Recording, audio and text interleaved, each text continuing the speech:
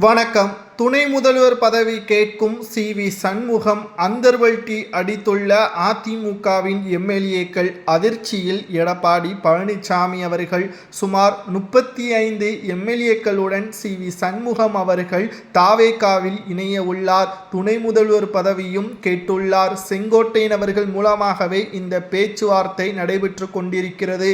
தமிழ்நாட்டில் தொங்கு சட்டசபை நிலவுமா என்ற ஒரு நிலைப்பாடு உருவாகியுள்ள நிலையில் தாவேகாவுடன் 35 எம்எல்ஏக்களுடன் சி.வி. சண்முகம் அவர்கள் இணைந்தால் தனி பெரும்பான்மையுடன் ஆட்சியை அமைக்கலாம். எந்த ஒரு கட்சியின் கூட்டணியும் தேவையில்லை.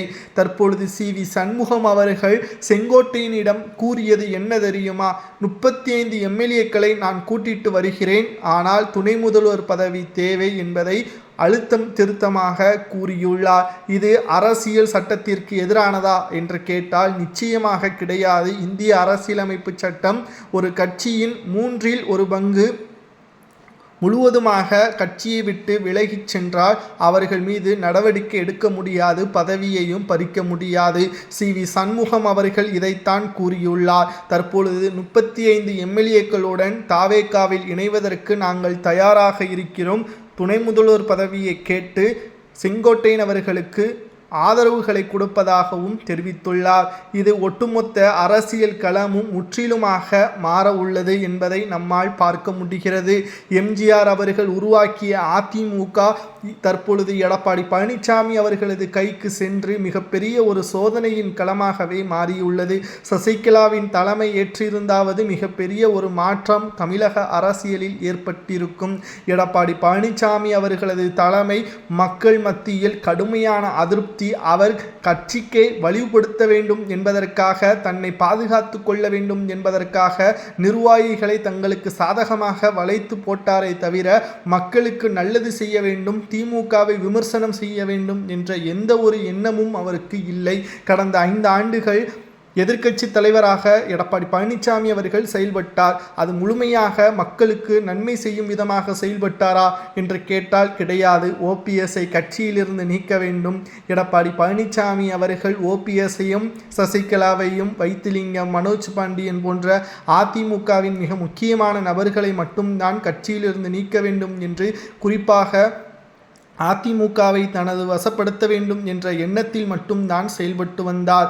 ஆனால் தற்பொழுது ஒட்டுமொத்த தோல்வியின் விளிம்பில் இருக்கக்கூடிய அதிமுக இனி வரக்கூடிய அரசியல் காலகட்டத்திலும் அதிமுக மீண்டு வருவது மிகப்பெரிய ஒரு கடினம் என்ற தகவலால் தான் சி.வி. சண்முகம் அவர்கள் இனியும் அதிமுகவில் இருந்தால் எந்த ஒரு பயனும் கிடையாது, 35 எம்எல்ஏக்களுடன் தாவேகாவில் இணைந்து மக்களின் பணியை மேற்கொள்வோம், இனி விஜய்க்கும் திமுகவிற்கும் தான் போட்டி, அதிமுகவே கிடையாது என்ற தருணத்தை சி.வி. சண்முகம் அவர்கள் உணர்ந்ததற்கு பிறகுதான் சி.வி. சண்முகம் அவர்கள் எஸ்.பி. வேலுமணி தலைமையில் அதிமுகவின் 35 எம்எல்ஏக்கள் தமிழக வெற்றி கழகத்திற்கு ஆதரவுகளை மேற்கொள்ள முடிவுகளை மேற்கொண்டிருப்பதாக தகவல்களும் தற்பொழுது கிடைக்கப்பெற்றுள்ளது. சி.வி. சண்முகம் அவர்களது அலுவலகத்தில் 35 எம்எல்ஏக்கள் தற்பொழுது பங்கேற்றுள்ளனர். இது எடப்பாடி பழனிசாமி அவர்களுக்கு மிகப்பெரிய ஒரு அச்சத்தை ஏற்படுத்தியுள்ளது. அதிமுகவின் பொதுச்செயலாளர் எடப்பாடி தான். எம்எல்ஏக்களது ஆலோசனை அதிமுகவின் தலைமை அலுவலகத்தில் தான் நடைபெற வேண்டும். என்றைக்கு சி.வி. சண்முகம் அவர்களது வீட்டில் நடைபெறுகிறதோ அன்றைக்கே அதிமுக பிளவுபடக்கூடிய ஒரு சூழலும், கட்சியிலிருந்து வெளியேறிவிட்டால் தாவேகா சென்றுவிட்டால் நிச்சயம் அரசியல் களத்தில் அதிமுகவை கைவிடக்கூடிய நிலைமைக்கு தமிழக மக்களும் முன்வருவார்கள். எம்ஜிஆர் அவர்கள் உருவாக்கிய அதிமுகவை தற்பொழுது எடப்பாடி பழனிசாமி அவர்களது கையில் இருந்து வெளியேறும் விதமாக மக்கள் மாற்றிவிட்டார்கள் என்பது சி.வி. சண்முகம் அவர்கள் விஜய் அவர்களுக்கு ஆதரவுகள் கொடுப்பதால் அவருக்கு துணை முதல்வர் பதவி கூட கொடுப்பதற்கு வாய்ப்புகள் அதிகமாகவே இருக்கிறது. ஏனென்றால் தனி மெஜாரிட்டியாக வந்துவிடுவார். பாமகவோ காங்கிரஸோ விசிகாவோ முஸ்லீம் லீக்கோ எந்த ஒரு கட்சியின் ஆதரவும் தேவையில்லை. 35 எம்எல்ஏக்களுடன் சி.வி. சண்முகம் அவர்கள் விஜய் அவர்களுடன் இணைந்தாலே போதுமானது என்ற அரசியல் களம் தற்பொழுது மிகப்பெரிய அளவில் சூடுபிடித்துள்ளது. இதைத்தான் அன்றே பலமுறை படித்து சசிகலா அவர்கள் கூறினார்.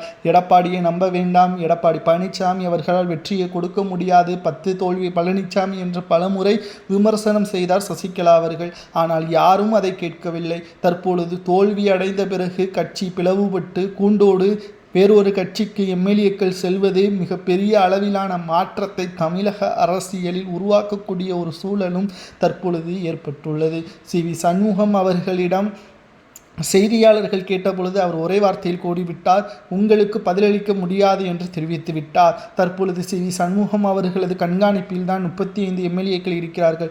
எடப்பாடி பழனிசாமி அவர்கள் சேலத்தில் இருக்கிறார். சென்னையில் என்ன நடக்கிறது, என்ன ஆலோசனை நடக்கிறது எதுவுமே தெரியாது. அவருக்கு ஏன் பொதுச்செயலாளர் பதவி கொடுத்தார்கள் என்பதை தற்பொழுது வரை சந்தேகமாகத்தான் இருக்கிறது. அவருக்கு தேவை பொதுச்செயலாளர் பதவி, அதிகாரத்தை முழுமையாக பயன்படுத்த வேண்டும். பதவி கொடுத்தாச்சு, யாருக்கு அதிகாரத்தை செலுத்துவார், யாருடன் அவர் அதிகாரத்தை பகிர்ந்து கொள்வார், எந்த ஒரு பயனுமே இல்லாத ஒரு சூழல் தற்பொழுது மக்கள் தேர்ந்தெடுத்து விட்டார்கள். விசிக தற்பொழுது திமுகவுடன் கூட்டணியில் இருக்கக்கூடிய காரணத்தினால் அவர்கள் பங்கு கொடுக்க முடியாது, ஆதரவுகளை கொடுக்க முடியாது. விஜய் அவர்களுக்கு அதிமுகவின் எம்எல்ஏக்கள் 35 பேர் சென்று விட்டால், விஜய் அவர்களது கட்சியில் இணைந்து விட்டால் யாருடைய ஆதரவும் தேவையில்லை.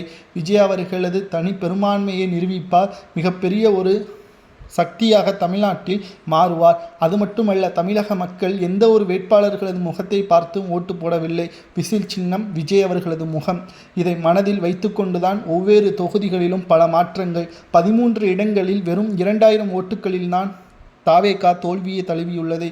இனி வரக்கூடிய அரசியல் எதிர்காலம் திமுக, தாவேகா, அதிமுக லிஸ்டிலேயே இல்லை, 4வது இடத்திற்கு தள்ளப்பட்டுள்ளது. இதற்கு யார் காரணம்? எடப்பாடி பழனிசாமி மட்டும்தான் காரணம். சி.வி. சண்முகம் அவர்களது மனதிலும் இது ஆழமாக பதிந்துள்ளது.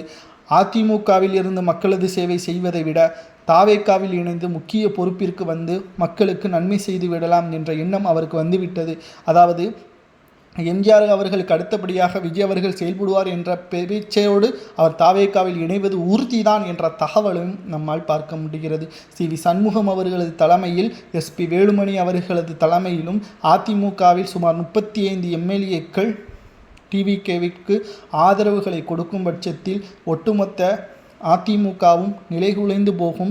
எடப்பாடி பழனிசாமி அவர்கள் நிச்சயம் பதவியை விட்டு ராஜினாமா செய்ய வேண்டும். அதுதான் உறுதி, அதுதான் கடமை. அதற்கு பிறகு சசிகலா அவர்கள் நடத்தி வரக்கூடிய புதிய கட்சியை அதிமுகவில் இணைத்து அவருக்கு பொதுச்செயலாளர் பதவியை கொடுப்பது தான் நியாயம். அப்பொழுதுதான் அதிமுக மீண்டு வருவதற்கு வாய்ப்புகள் இருப்பதாக தொண்டர்கள் கூறுகிறார்கள். இது சாத்தியமா? சசிகலா அவர்கள் அதிமுகவின் தலைமை ஏற்கலாமா? அது மட்டுமல்ல, சி.வி. சண்முகம் 35 எம்எல்ஏக்களுடன் விஜய்க்கு ஆதரவுகளை கொடுப்பது துரோகமா அல்லது நல்லதா என்பதை மட்டும் உண்மையான அதிமுகவின் ஒவ்வொரு தொண்டர்களும் கமெண்ட் வாயிலாக கூறுங்கள். ஏனென்றால் நிச்சயமாக எடப்பாடி செய்தது சரியா தவறா, இந்த முடிவு மிகப்பெரிய ஒரு தவறான முடிவு என்பதை பல தொண்டர்கள், பல ஆயிரம் தொண்டர்கள் கூறி வருகிறார்கள். கமெண்ட் வாயிலாக மட்டும் இதை கூறுங்கள். நன்றி, வணக்கம்.